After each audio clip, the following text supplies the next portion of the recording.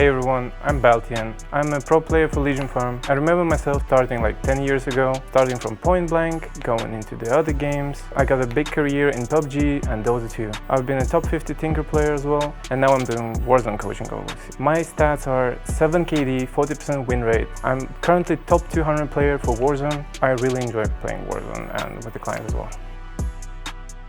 When the client comes to me, I am teaching them to keep up with me. Because keeping up in a Warzone and very high-paced arcade game is really important, and you have to straight up always keep up with the high rotations, fast gameplay style.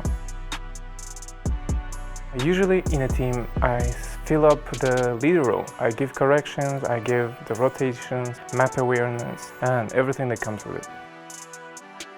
Our session is like semi-fun, semi-pro. I usually guide them by not making them feel strict, and I'm not making them feel like somewhat trapped inside a box of directions. I'm making them feel like a friend is playing with them. I guess this is the thing. Just a guy who wants you to get better, and also I'm improving myself as well.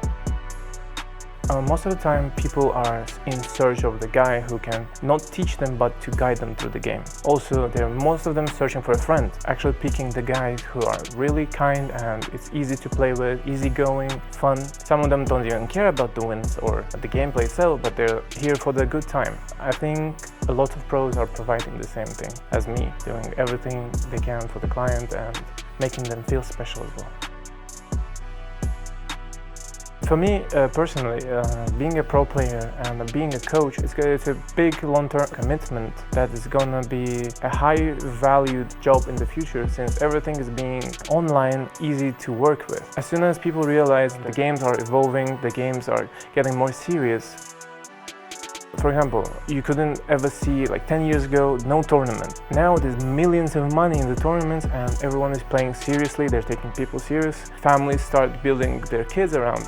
I got a couple of clients myself. A father with a 7-year-old son. He's actually making his son play more games in order for him to be good at the game. So he actually sees future in being a good player.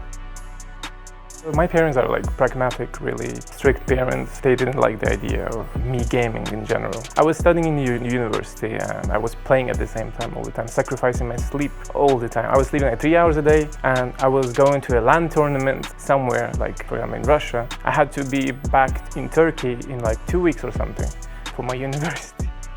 And I had to schedule everything.